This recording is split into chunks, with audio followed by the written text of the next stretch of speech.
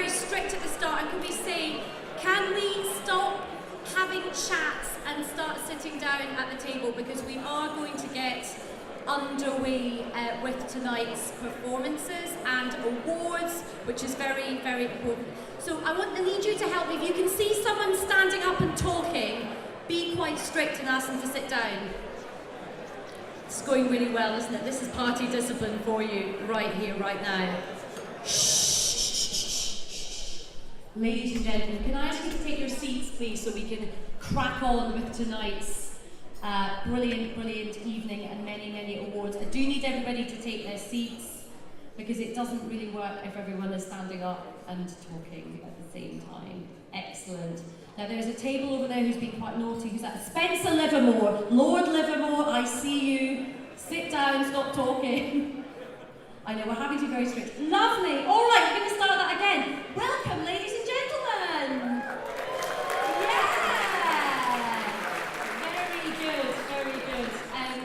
So can we just begin by having a massive round of applause for the music we've seen tonight? Jackie, Julia, Paul, Guy.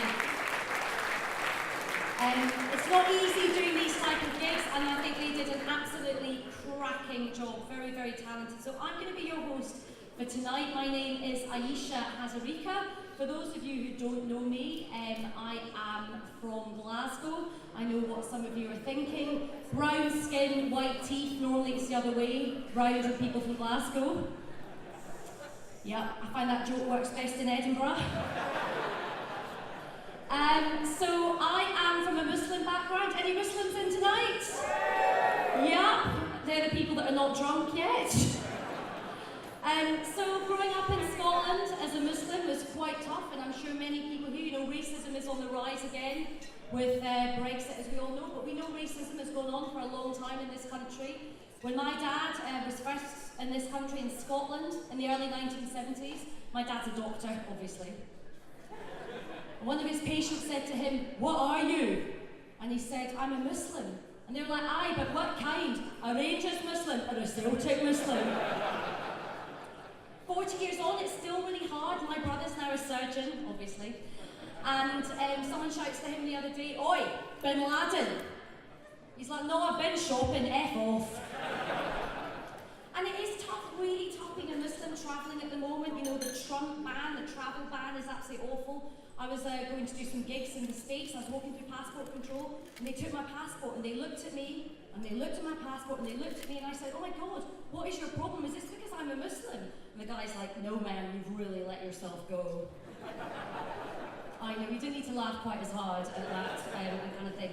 So look, we meet in historic times. It's often a cliche to say that we're living in historic times, but I think we can all agree that over the last few weeks we have been living through political history. And let's be honest, Brexit is not going so well, is it?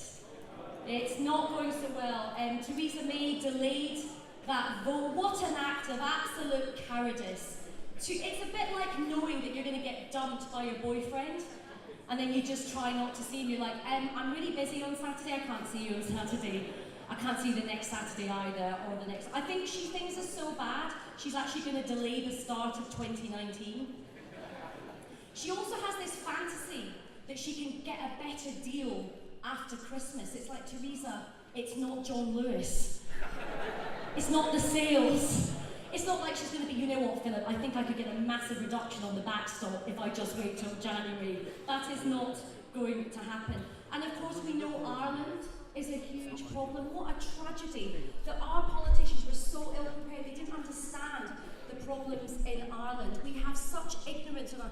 Karen Bradley didn't even realise there were tensions on religious grounds in Northern Ireland. Dominic Raab was asked, the Brexit secretary, who's now gone obviously, he was asked, "Have you ever been to Northern Ireland?" And his answer was this: "I have been to Dublin."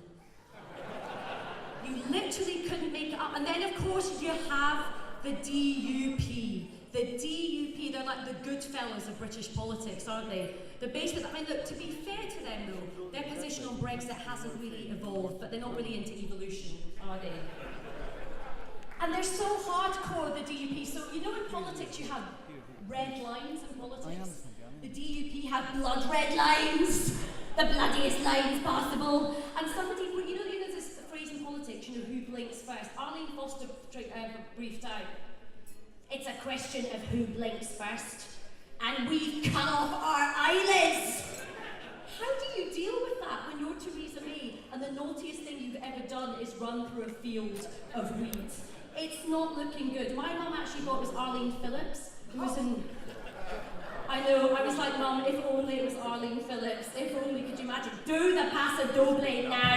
Do it. I know where you live.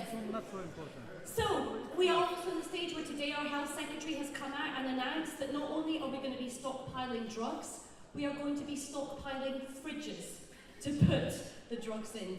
When he said we were going to have a white Christmas, that's not quite what we had in mind, was it? White goods. So it's safe to say that all of this is an absolute mess, and that is why it is so important that we have gathered here tonight. Because politics is crying out for a strong, united, future-looking Labour Party.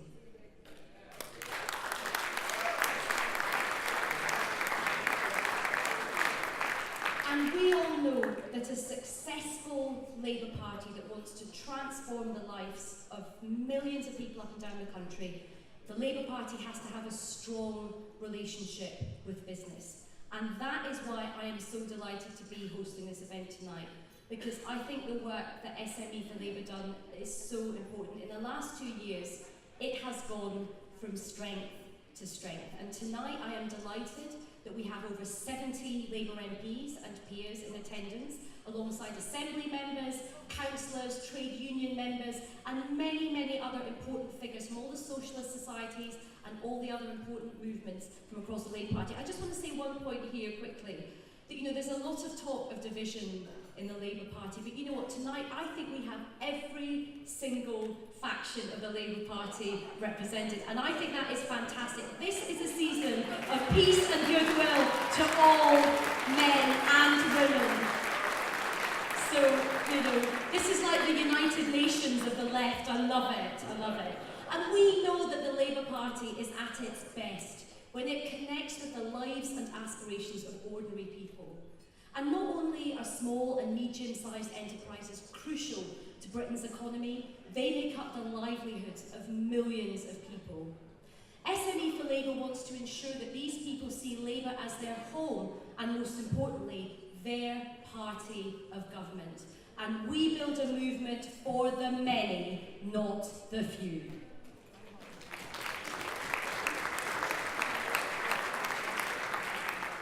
And to do this, SME4LABOUR aims to put the small and medium-sized businesses at the heart of the discussions about the future of the Labour Party and the future of this country.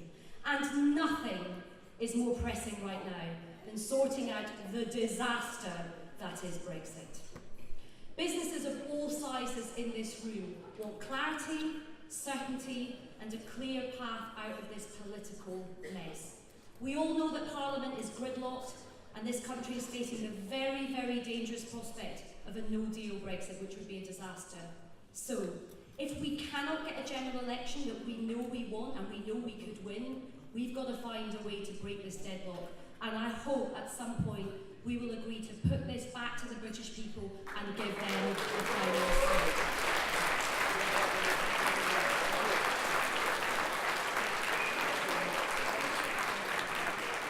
Because as every one of you knows, neither politics nor the economy stand still, and Labour must engage with those at the very forefront of change if it is to build that very special, fairer society of the future that we know we want and can deliver.